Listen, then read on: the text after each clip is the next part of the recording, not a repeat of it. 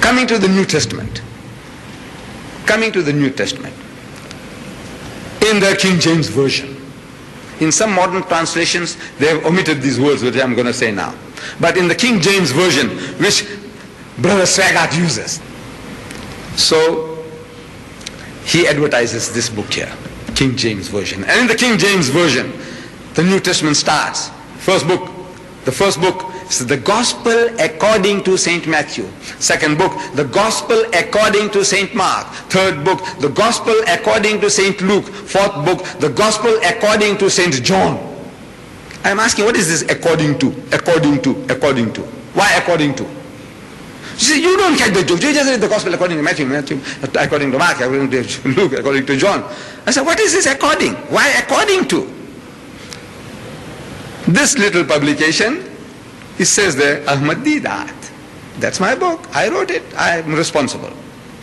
You can take me to task. If I have made some utterances here which are false, you can take me to task, because this is my book. But if it was according to Ahmed Deedat, that means somebody else wrote it, not me. You are telling that according, maybe it was not according to what I am thinking, but you are attributing things to me. It could be a lie against me, but if I wrote it, I am responsible. But if somebody attributes something to me, say, according to Mr. Deedat, it could be false. So every book begins according to, because Matthew didn't sign his name, Mark didn't sign his name, Luke didn't sign his name, John didn't sign his name. These are anonymous books somebody had written. And they just say, well, I think this Matthew could have. I think this is the work of Mark. I think, it seems to fit Luke's mentality. I think only John could have spoken like that. So according. The internal evidence also shows, like for example, that Matthew didn't write Matthew. Matthew, chapter 9, verse 9. It says, while he, that is Jesus, was going forth into the way, he, Jesus, saw a tax collector called Matthew.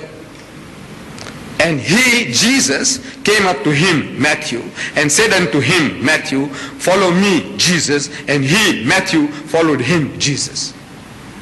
I'm asking, did Jesus write that? Did Matthew write that?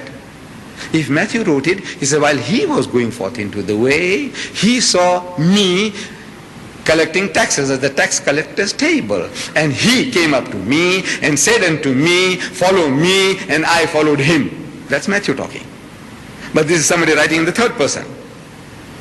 See, not the words of Jesus, not the words of Matthew. And one of the leading lights of the Christian world, J.B. Phillips, an Anglican, a prebendary of the Chichester Cathedral in England, he translated the Gospels, the New Testament, into modern English. See, most of this English here is archaic, old-fashioned. Thee and thou and thine. So he brought it down to this ordinary, usual level, colloquial level. The Gospels into modern English. And in his preface to the Gospel, he says, early tradition ascribed this Gospel to the Apostle Matthew. That's what people said, that Matthew wrote the book. But scholars nowadays almost all reject the view. Who scholars? Muslim scholars? Jewish scholars? Hindu scholars? No. Christian scholars. Christian scholars of the highest eminence. They say that Matthew didn't write Matthew. Say the author, whom we may still conveniently call Matthew. Conveniently. Because instead of saying the first book of the New Testament, chapter 9 verse 9, the first book of the New Testament, chapter 5 verse 17, wasting my breath, wasting time in writing, wasting space, ink. He says, no. So I said Matthew 9:9. I said Matthew 5:17. Conveniently, I'm using the name, the term. He said the author, whom we may still conveniently call Matthew, has plainly drawn on the mysterious Q. Now this Q is in inverted commas. It stands for the German word Quelle, means sources, some mysterious sources, which might have been a collection of oral traditions. He has used Mark's Gospel freely. This man, who's supposed to be Matthew, has used Mark's Gospel freely. In the language of the school teacher, he has been copying wholesale from Mark. In the language of the school teacher, he's copying wholesale from Mark. And Mark was a 10-year-old boy when Jesus walked this earth.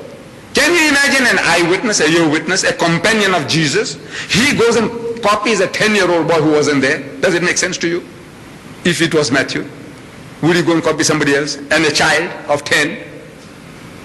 So therefore we know not only that it is not the word of God, but it is not even the words of Matthew.